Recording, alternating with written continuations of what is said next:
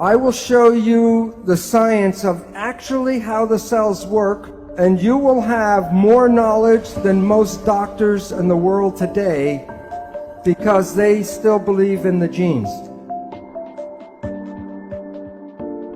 You are made out of 50 trillion cells, and the cells are the living entities. So you are a community, not a single person.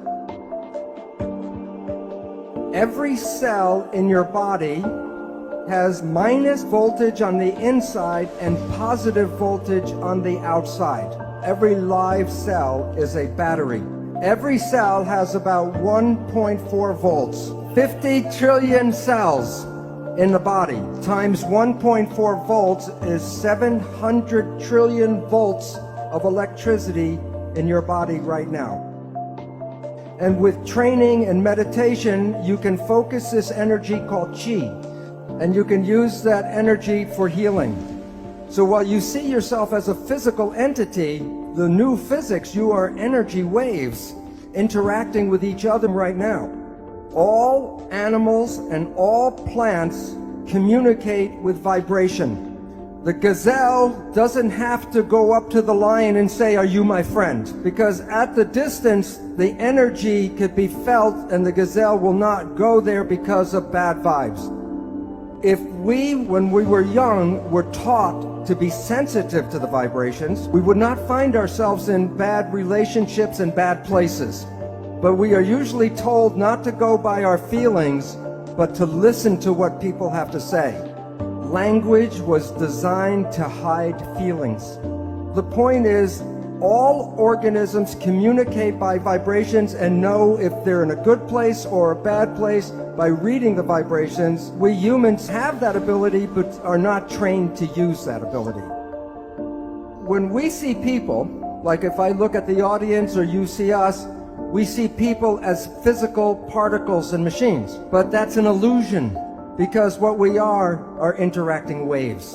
That's why one person can affect another person just by being in the field. And today, physics studies the vibration, not the physical. In quantum physics, we don't study the particles, we study the waves. And we study how the waves interference. All of the waves together is called the field. So you're made out of atoms, but you also are the field. You are connected to everything because you can't separate waves. Now I'm going to show you how your thoughts go out and affect your life on the outside. This is an older picture of a new technology called magnetoencephalograph, MEG. EEG, you put wires on your skin and read the brain activity. MEG, the probe does not even touch the head. You can read your brain activity outside of your head. It's not magic. Your thoughts are not contained in your head. As I talked about, people are not particles, they're waves. And waves become entangled with each other. The people that you get connected to, you are entangled with. And many people are familiar, if you think about someone or talk about someone you haven't seen for years, and I say, "Oh, I haven't seen my friend John in 10 years, and the phone rings and it's John. Or a letter comes in the mail from John. It's like the placebo, nocebo. When you think very positive thoughts of someone, they make an effort to get in touch with you. But it works both ways. If you have a negative thought about somebody, wherever they are, they will create negative talk about you. So it's very important to recognize your thoughts and your judgments are not just connected to you, they're connected to the people you talk about.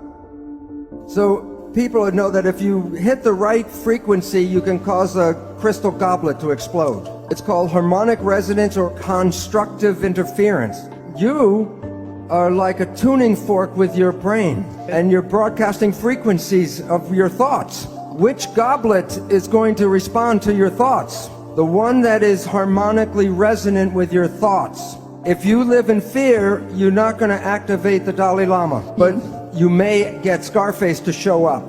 So when you are having thoughts, you are exciting and activating those things in the world that are connected to your thoughts. When a mugger is trying to pick out which person he's going to attack, of the different people walking down the street, which one do you think gets attacked? The one who is most afraid. Because the one who's most afraid will resonate, and that means that the mugger doesn't have to do anything, go boo, and everyone will give him everything. But while it works for individuals, it is very powerful when a whole group of people have the same thoughts. You can't make a war unless enough people are ready to make a war. I'm going to show a picture of mass action here, and it relates to in New York City 1 year after 9/11. So this is September 11th, 2002, the 1-year anniversary of 9/11. What was everybody in New York thinking about that day? The winning number, 911, because we collectively create the reality. So when you look at yourself, you're not a single entity, but you are a community of 50 trillion cells. But it's important to understand the word community. Every cell is intelligent, but when they're in a community, they give up their personal intelligence and respond to the central voice.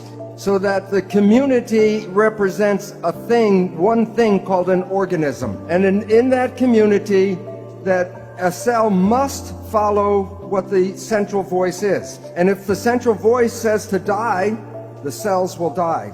So the central voice is the mind. And I will be talking about the nature of the two parts of the mind and why we have trouble sometimes controlling our life. So what I would talk about is the role of how this mind works. First, there are signals from the environment, the internal and external environment. The brain, the function of the brain is to perceive the signals and then interpret those signals and then send the information to the cells to control the behavior and the genetics. So the function of the brain is perception, and from that creates the mind. Now, we have heard of something called the placebo effect, right? The placebo effect is when you have a very positive thought that something can heal you, even if you don't know it, but it's a sugar pill, but you believe it's the real medicine, then you can heal yourself with that. So the pill didn't heal you, it was the thought that healed you. Statistics reveal that 1/3 of all medical healings, including surgery, are the result of the placebo effect. Now, the issue is that the placebo effect is when you have positive thinking. What about negative thinking? And this is what medicine does not tell you, is that there is negative thinking, and it's called the nocebo effect. And in the same power that positive thinking can heal you, negative thinking can kill you. They're both the same effect. One is more positive, one is more negative, but the effects are exactly the same on your health. One will heal you, and the other can make you sick. The point is that negative thinking can create all the effects of chemotherapy. Now think about this. If a doctor tells you you have a disease, or the doctor tells you you're going to die, and you believe the doctor because he's the professional, the belief will give you a disease and can cause you to die. In the United States, in the South, there's a religious group called the Baptist Fundamentalists. And this one group works themselves up into a state of ecstasy, religious ecstasy. And they believe God protects them. And so they will work with snakes, poisonous snakes like rattlesnakes, and they will even get bitten by the snake and nothing happens to them. Now look at this though. Some of them will drink strychnine in toxic doses, and when they're in that state of belief, it does not affect them. So if you can drink toxic poison, then why do we worry so much about the toxins or the food and the air and all that? Because we have a belief that the toxins can kill us. But even though I know this, I will not drink strychnine.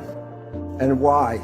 Because my belief is not as strong as their belief. So if we were growing up and programmed with stronger beliefs, we would be more powerful than we are now.